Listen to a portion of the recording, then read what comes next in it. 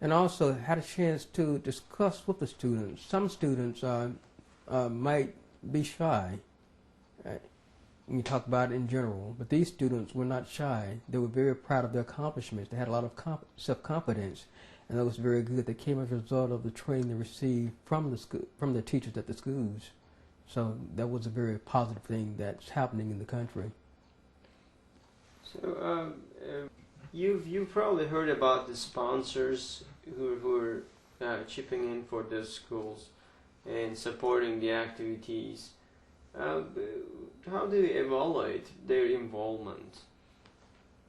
I think that they are making a very good investment in the development of that country, of Turkey, because there was a need there for these type of schools, and the students are excelling in those schools.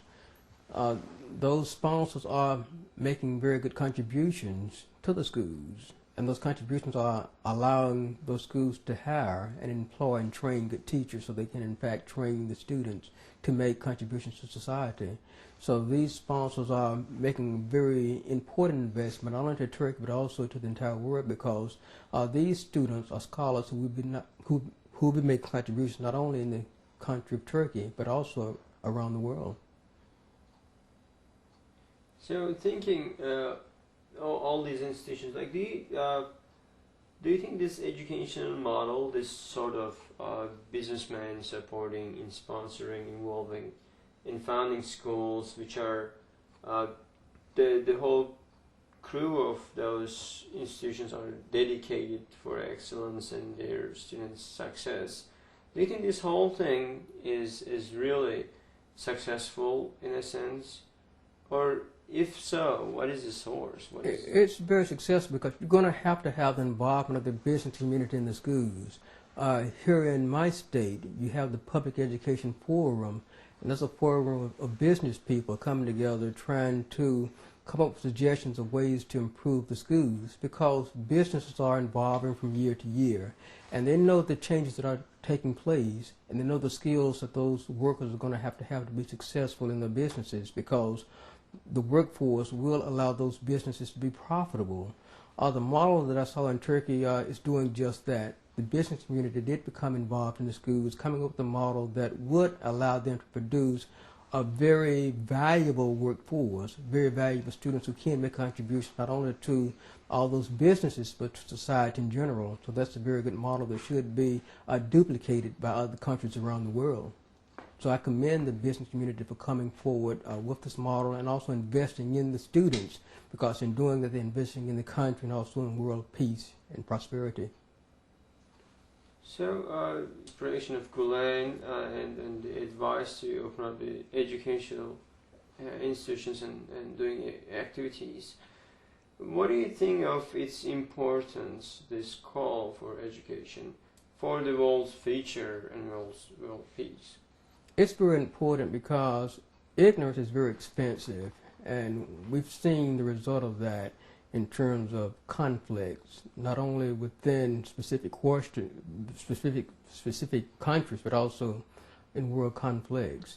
Here in my state, we do invest about 62% of our resources in education, because we realize that in order to be successful in society, you're going to have to invest in education, prepare the students for the challenges they must face, not only in their country, but also globally.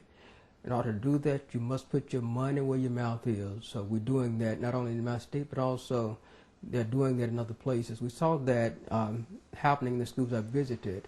Money's been placed in those schools so the students can become successful, and it's something that's being taught, that's being followed, and it's paying dividends.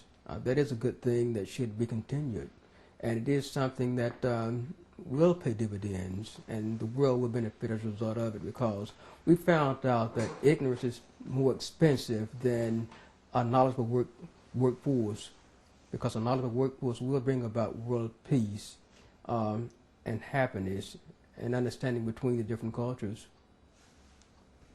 We'll move on to the third part, which is the interfaith dialogue. So, what do you think of the prejudices to or the source of the prejudices for against intercultural dialogue? Well, that goes back to ignorance and fear.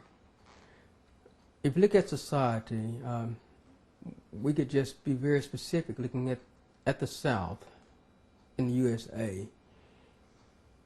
A lot of the conflicts we've had in the South came as a result of fear between the races, a lack of appreciation for the diversity that exists in the South.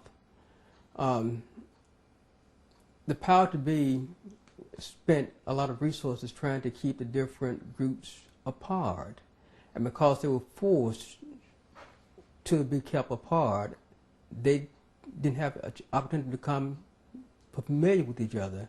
They didn't know one another. And because of that lack of knowledge, there was that fear of what the other person, the other group stood for. Dialogue will break down that barrier, because dialogue will force the different groups to have conversation, to get to know each other. And by doing that, you're going to find out that there is diversity in society, and that diversity is not something you should be ashamed of, or something you can build upon.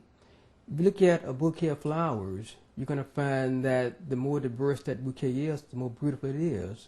We're approaching Valentine's Day, and most people in this country will be giving their sweethearts a very diverse bouquet, and that diversity is the beauty of it. Our society is the same way. We have to realize that we have to appreciate that diversity, because that is the beauty of society. And once we have that dialogue, we can understand that diversity and build on that. Build on the strength of the different groups in society and advance as a result of that. IDD is doing a very good job of bringing cultures together, bringing people together. Here in my home city, we have a chance to sit down and talk with people that we normally don't sit down and talk with, and that's a very good thing. We have a chance to sit down and have dinners with people that we normally don't sit down and have dinner with or supper with, and that's a good thing. And by doing that, we sit down and get to know each other even better, and we are in a position to form a bond. We start in small groups, and it spreads on and on and on. And IDD representatives in Mississippi tend to be applauded for their effort in terms of bringing the different groups together in this state. And I applaud them for that, because it's going to take that dialogue between the groups to move our society forward.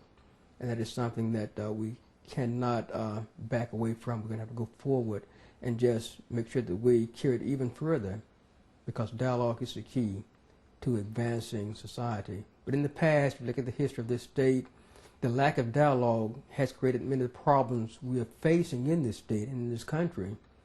But by coming together and having dialogue, we can address these particular problems. We can get to know each other, understand and appreciate the diversity, and just move forward and build on that diversity and become even a greater society.